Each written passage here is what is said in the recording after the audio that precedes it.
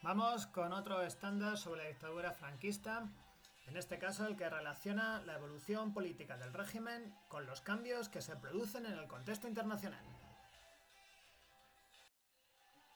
Como sabéis, una vez terminada la Guerra Civil Española, el régimen franquista se hallaba en una situación extraordinariamente débil. El país estaba arrasado, la mayor parte del talento cultural y científico se había ido al extranjero, estaba endeudado con los países del eje por el apoyo que le habían prestado y en esas circunstancias era muy difícil que el país prosperara. Esto va a motivar al jefe del Estado a buscar apoyos en el extranjero. En un primer momento, como veremos, lo buscará las naciones del eje que ya le habían ayudado ante la guerra. Luego tendrá que buscar en lugares como Argentina o la Santa Sede, momentos en los cuales el régimen estuvo en una situación de absoluto bloqueo. Luego lo encontrará en los Estados Unidos de América y unas y otras veces consiguió lograr la aceptación que esperaba, y esto es el motivo por lo que el régimen pudo durar tantos años. Vamos con la primera etapa, la que denominaremos la de la construcción del régimen entre 1939 y 1951. Desde un primer momento, el devenir del franquismo va a estar muy condicionado por la Segunda Guerra Mundial. Es evidente que este conflicto bélico a nivel internacional empezó a los pocos meses de terminada la Guerra Civil Española. Y a nadie se le escapa que el régimen franquista estaba muy vinculado con el eje Roma-Berlín, ya que le habían prestado apoyo durante la Guerra Civil Española. Esto va a motivar que el régimen adopte una imagen exterior que se asemejaba a la de las naciones fascistas.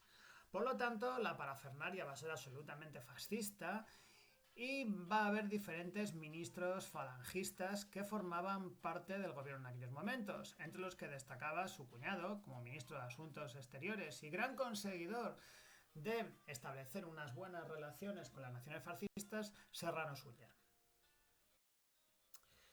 Así que empieza la Segunda Guerra Mundial y España en principio es neutral, ya que Franco era lo que llamaríamos un amigo de los intereses de los ingleses. Pero claro, empieza la guerra mundial y parece que van ganando los alemanes, que son los que van venciendo en todos los campos de batalla.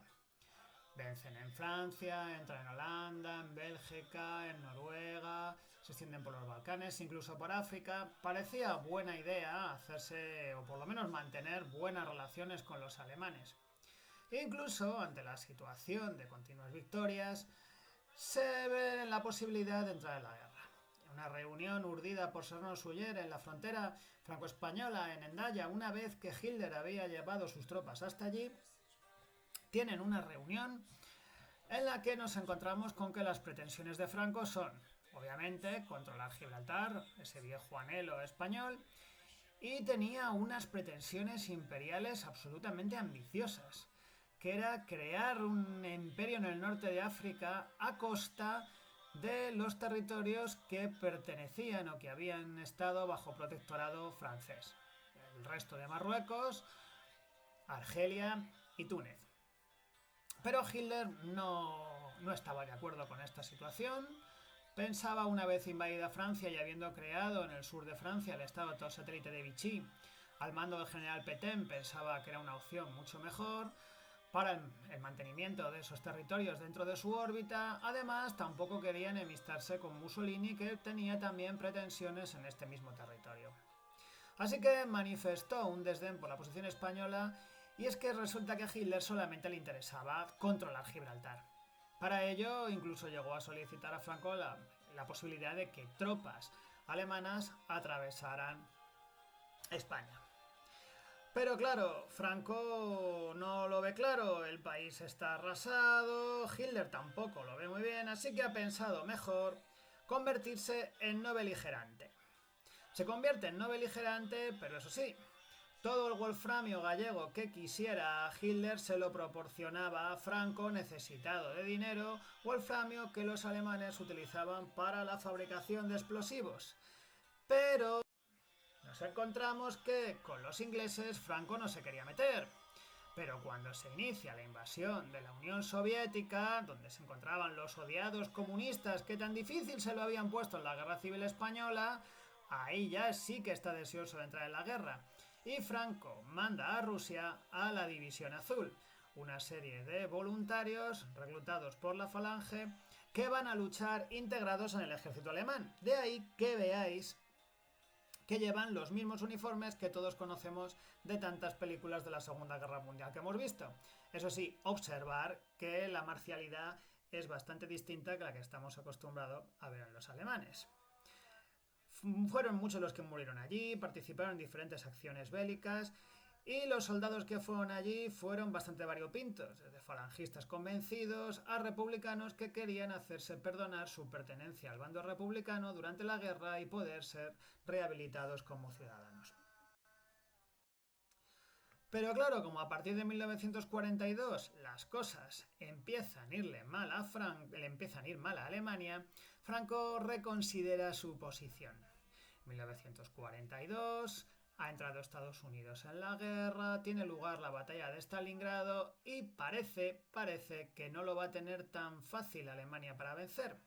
Así que se hace un giro hacia los aliados y se convierte en neutral otra vez.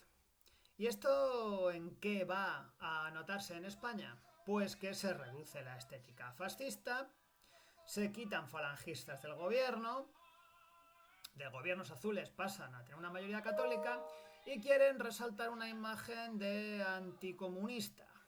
Incluso en 1945 intentan dar una apariencia de que a los españoles se le otorga una constitución en el fuero de los españoles que vimos en el anterior estándar. ¿Todo esto sirvió para que el régimen fuera aceptado máximo cuando se produce la derrota definitiva del eje en 1945?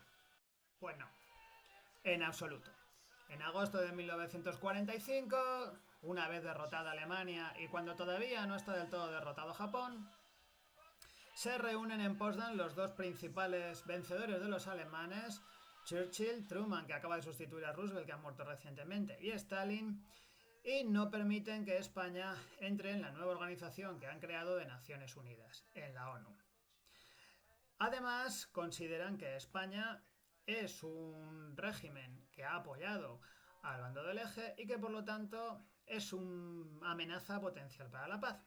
Por lo tanto, se van a retirar los embajadores de Francia, Gran Bretaña, Estados Unidos y el resto de países van a retirarse en cascada. Nos vamos a quedar solo con el Vaticano, Suiza y Argentina. Poco más. Además, España se queda fuera del Plan Marshall, ese dinero dado por los Estados Unidos de América para la reconstrucción de Europa. En estos momentos el régimen vive sus peores circunstancias. También en el interior se organiza el maquis, guerrilleros antifranquistas que van a luchar desde dentro contra el régimen dictatorial, que ya en 1944 habían intentado hacer una reconquista de España por el Valle de Arán, que había fracasado ante la desidia de los aliados que no hicieron nada para ayudarles. Y el maquis va a resistir, organizado por el Partido Comunista, en algunos lugares como el noroeste del país, algunas zonas montañosas del interior, como aquí la Sierra de Gredos, algunos puntos del Pirineo, pero a partir de 1947 va a cesar su actividad. Además, por si fuéramos pocos, aparecen los Borbones. Se produce el Manifiesto de Lausana. Si paráis un poquito el vídeo y os dedicáis a leer ese texto, del cual podéis hacer un comentario de texto, pues os encontráis con que hace un manifiesto el hijo de Alfonso XIII, padre de Juan Carlos I, actual rey emérito. Aquí deja claro que la forma de gobierno de España debería ser la monarquía, debería instalarse en España un Estado de Derecho y debería él mismo ocupar la jefatura del Estado.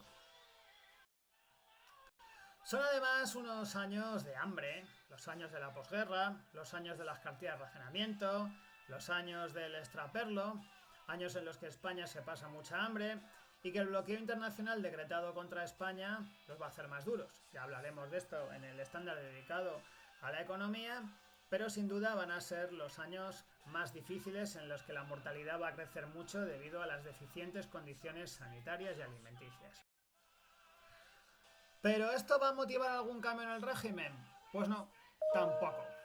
Franco lo va a despreciar, todas estas circunstancias producidas por la retirada de los embajadores.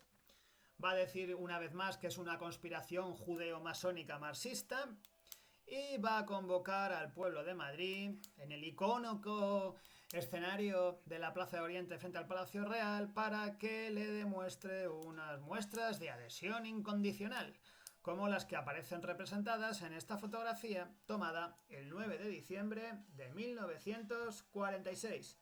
¿Venían voluntarios? No sé. Pero Franco tenía mucha suerte. Ya hemos hablado de la baraca de Franco, la suerte que se dice en árabe, el que había luchado en las guerras de África. Y una vez derrotado Hitler, el nuevo enemigo de las potencias occidentales va a ser la Unión Soviética, que intenta imponer su régimen económico y social y político en el mundo. Esto va a motivar que se inicie este periodo, que seguro que conocéis, denominado la Guerra Fría, en la cual Estados Unidos y la URSS convierten el planeta en un inmenso tablero de ajedrez que intentan controlar poniendo a gobiernos de su órbita en unos y otros lugares. Esto nunca va a degenerar en un enfrentamiento bélico generalizado, pero sí va a suponer una escalada armamentística de armas convencionales y nucleares con enfrentamientos puntuales que no solían llegar al enfrentamiento armado. Por ejemplo, ahí tenéis una fotografía muy icónica en el ángulo superior derecho del bloqueo decretado sobre el Berlín Occidental por los rusos, que los americanos, ingleses y franceses consiguieron burlar con un puente aéreo costoso pero eficaz. Y en esta circunstancia, ¿qué? ¿Quién iba a intentar quitar de un lugar tan interesante desde el punto de vista geoestratégico como es España al gobernante menos comunista del mundo, al representante de las esencias europeas como se autodenominaba, el refugio espiritual de Europa?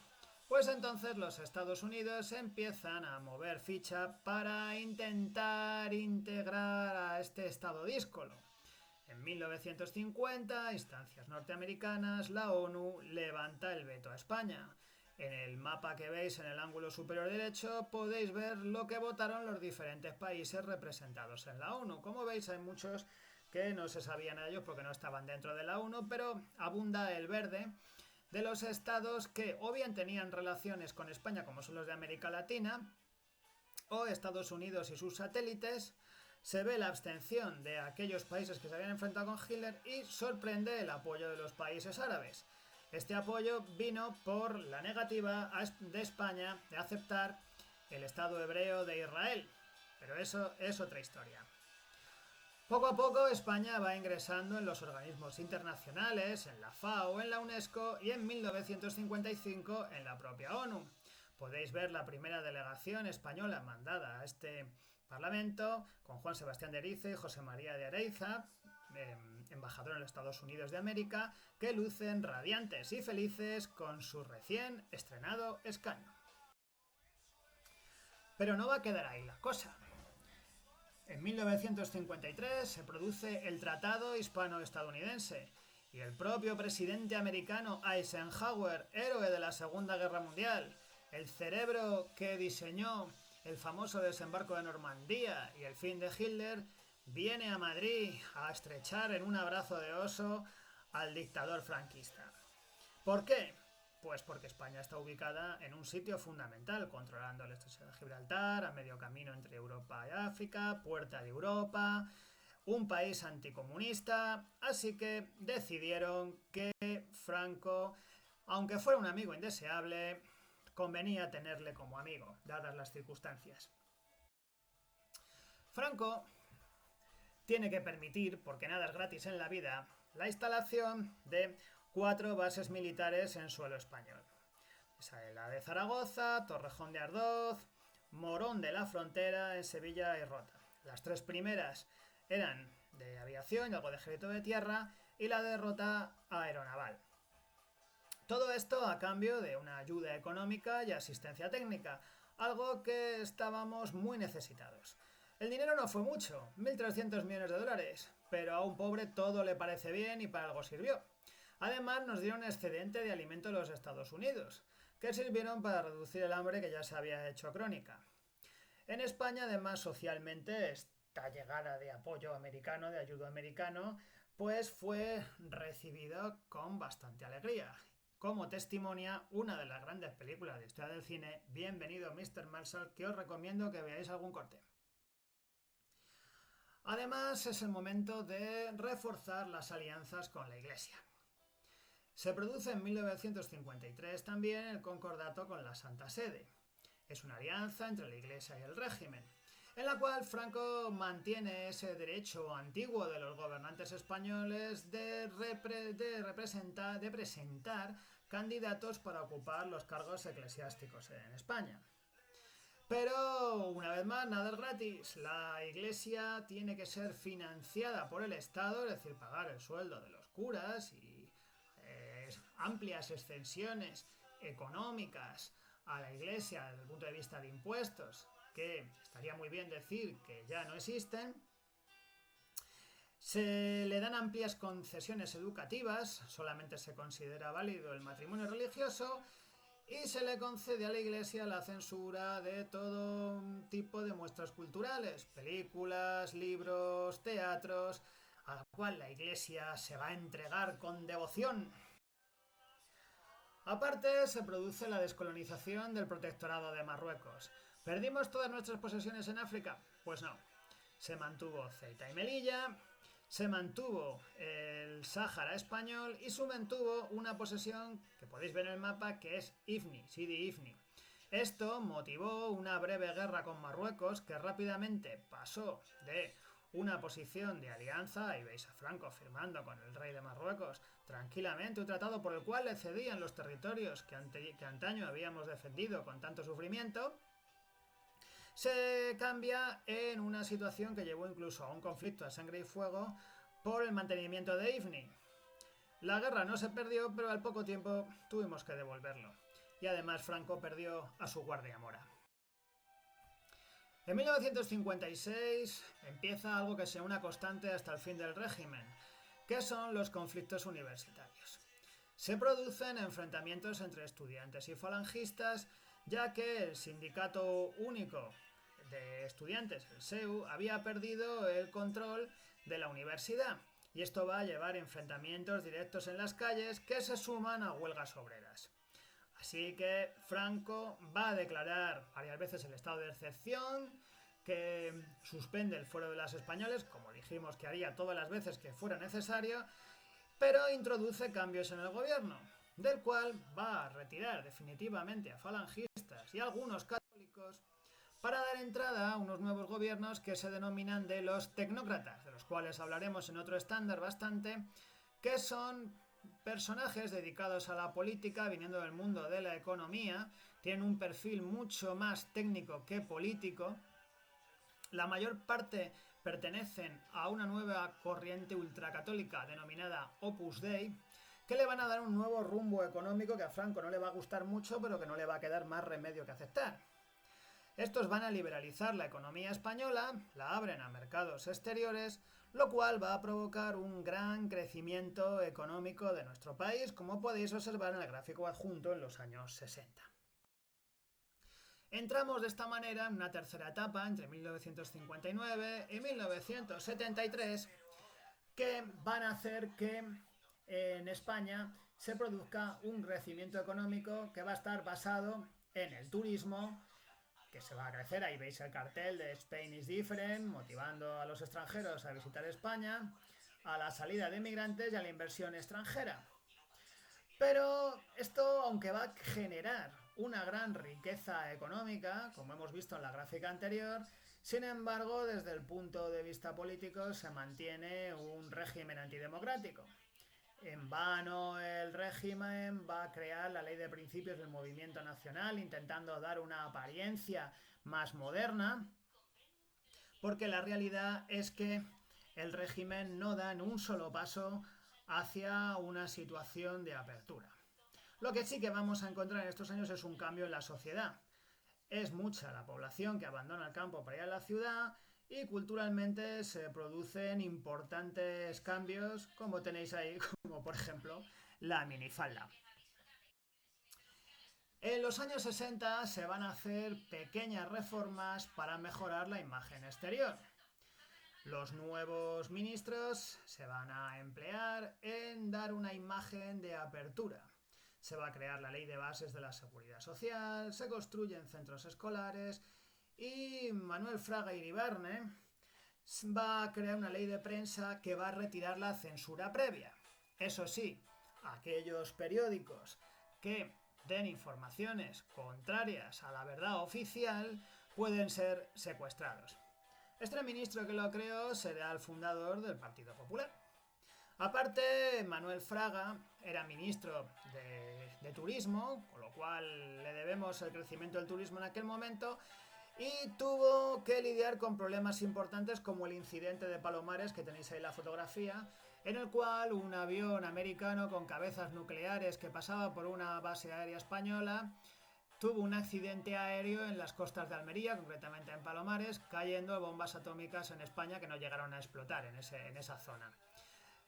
Fraga, luciendo ese tipo maravilloso que todos podéis comprobar, fue a bañarse a las playas para demostrar que ahí no había radioactividad. Aparte, en 1969 nombra a Juan Carlos I como sucesor y se hacen una serie de acuerdos con el Mercado Común Europeo, el embrión de la actual Unión Europea, que entonces formaban menos países, acuerdos de comercio preferente, que mejoran en parte la opinión internacional de nuestro país. Pero durante esta época no todos los españoles están de acuerdo con el régimen. En 1962, un grupo de españoles en el exilio, procedentes de diferentes tendencias políticas, se van a reunir en la ciudad alemana de Múnich para pedir a la Comunidad Económica Europea que no permita la entrada de España hasta que no sea una democracia. La propaganda del régimen obviamente va a reaccionar de forma fiera, les llama traidores y les da el nombre de contubernio, es decir, asociación de malhechores, contubernio de Múnich, convocando manifestaciones a las que muchos españoles acuden con devoción.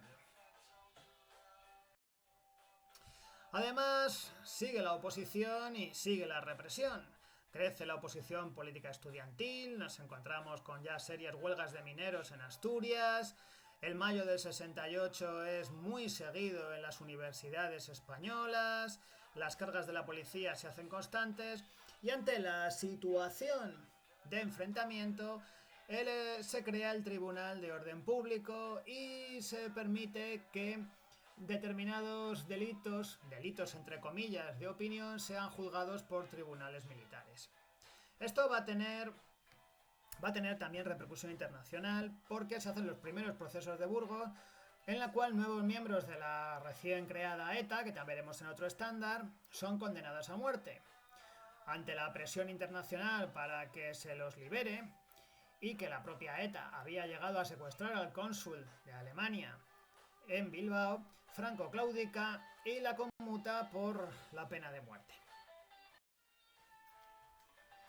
Incluso se deterioran las relaciones con la Iglesia. ¿Quién lo iba a decir tras el Concilio Vaticano II? El Concilio Vaticano II supone un cambio importante en la Santa Sede, en la Iglesia, que va a tener una tendencia mucho más oportunista.